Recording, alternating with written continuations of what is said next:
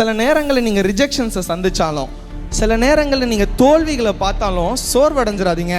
ஏன்னா அதை விட மேன்மையான காரியத்தை ஆண்டவர் உங்களுக்கு கொண்டு வர்றதுக்கு தான் சில நேரங்களில் நீங்கள் தோல்விகளை காண்கிறீங்க. நம்மளுடைய எதிர்பார்ப்பும் ஆண்டவருடைய எதிர்பார்ப்புக்கும் நிறைய டிஃப்ரென்ஸ் இருக்குது. நம்ம ஏதோ சின்ன விஷயத்தை எதிர்பார்த்துருப்போம், ஆனால் ஆண்டவர் நம்மளுக்கு அதை விட பெரிய விஷயங்களை யோசிச்சிருப்பார். ஒரு ரியல் லைஃப் இன்சிடென்ட். ஒரு சவுதியில் இருக்கிற ஒரு ராஜா, அவருக்கு கோல்ஃப் விளையாடுறது ரொம்ப பிடிக்கும். அவர் ரொம்ப வெல் ஆஃப். ராஜாக்கள்னா சவுதியில் எப்போவுமே ரொம்ப வசதியாக இருப்பாங்க. அப்போ சவுதியில் இருக்கிற ஒரு ராஜா அவருக்கு கோல்ஃப் ஆடுறது பிடிக்கும்ன்றதுனால ஒரு கோல்ஃப் ஆடுற ஒரு ப்ரொஃபஷனல் பிளேயரை இன்வைட் பண்றாரு அவரோட ஊருக்கு. எனக்கு கோல்ஃப் கத்துத்தாங்க அப்படின்னு இன்வைட் பண்றாரு. அவருக்கு ஃப்ளைட்டு, ஃபுட்டு, ஸ்டே எல்லாத்தையுமே அந்த ராஜாவே பார்த்துக்கிட்டாரு. அந்த கோல்ஃபர் இறங்கிட்டு அந்த ராஜாக்கு ஃபுல்லாக கோல்ஃபை கற்றுக் கொடுத்துட்டாரு. கற்றுக் கொடுத்து முடிச்சுட்டு திருப்பி அவரோட ஊருக்கு போக போறாரு. அப்போ அந்த ராஜா அந்த கோல்ஃபர் கிட்ட கேட்குறாரு, உங்களுக்கு என்ன விஷயம் பிடிக்கும் சொல்லுங்க அப்படின்னு. அவர் சொல்லியிருக்கிறாரு, எனக்கு இந்த கோல்ஃப் கிளப் ரொம்ப பிடிக்கும்னு. இந்த கோல்ஃப் கிளப்னா அவர் எதை மீன் பண்றாருன்னா, அந்த கோல்ஃப் ஆடும்போது அந்த ஸ்டிக் இருக்கும்ல, அதை கோல்ஃப் கிளப்னு தான் சொல்லுவாங்க. ஸோ அந்த ஸ்டிக்கை எனக்கு ரொம்ப பிடிக்கும், நான் நிறைய ஸ்டிக் இந்த மாதிரி கலெக்ட் பண்ணுவேன் அப்படின்னு அந்த ராஜா கிட்ட அவர் சொல்லிட்டு கிளம்பிட்டாரு ஊருக்கு. நம்ம எப்படி ப்ரேயர் பண்ணிட்டு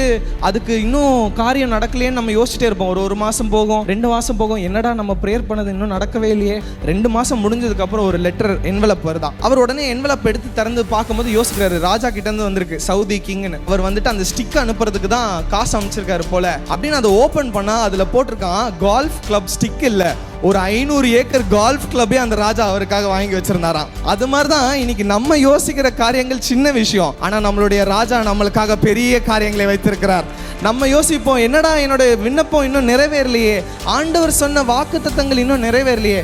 அவர் வாக்கு மாறாத தேவனாய் இருக்கிறார். இந்த வருஷம் அவர் கொடுத்த வாக்குத்தத்தங்கள் யாவற்றையும் அவர் நிறைவேற்றுகிற தேவனாய் இருக்கிறார்.